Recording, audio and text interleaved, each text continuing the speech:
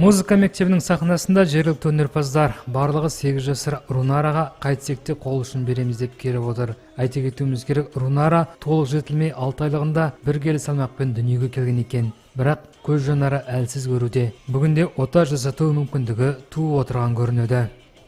По мере развития у нас не было зрения, потихоньку мы достигли, что у нас есть. Көзі көрмеді, қазір сәл ғана көреді. Әрине, толық көріп кеткенін қалаймыз. Жақында біз Дискаленко Олег Витальевич деген бір дәрігермен кездестік. Ол ота жасатуға келісті. Бірақ ота жасату өте қымбат. Екібастұз қоғамдық балалар қоры бізге қолдау білдіруде. Оларға алғысымызды білдіреміз. Бірақ ота жасату өте қымбат. Сондықтан көмек қолын созам деушілер болса, телефон нөмірі 8-747-206-41-94. Рунараға қол ұшын беруге алғашқылардың бірі болып келіскен өнерлі екібастұздықтың бірі Әлібек Рахымжанов. Соңғы 3 жылда бұл оның 3-ші қайырымдылық концерті.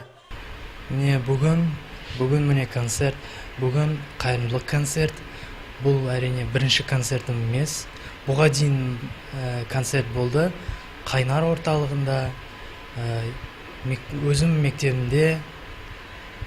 Енді міне қазір біз Абдулова Рунара деген қызға көмектесіп, кішкене қолдап барлығымыз осындай қайырымдылық концерт қойын деп жатқан ойым бар. Әлібектің концерті жүрегім мейірімге толы деп аталған. Әрине тағдырдың түрлі соққыларын көріп жатқан балаларды Екібастұз қоры еш ұмытқан емес. Бүгінде олар осында.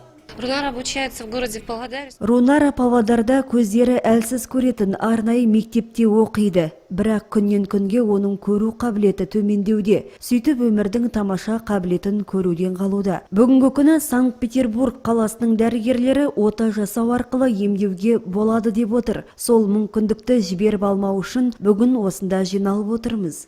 Қайырымдылық концертке кәсіпорындардың көркем өнерпаз ұжымдары өнерлі жастарымыз қатысты. Рунараның анасының айтуы бойынша 2 көзге жасалатын отаның құны 800 мың теңгені құрайды. Ал ота жасату үшін сәуірдің 16-сында жолға шығулары керек. Сондықтан қол ұшын беремін болса 8-747-206-41-94 телефонына қоңырау шалыңыздар.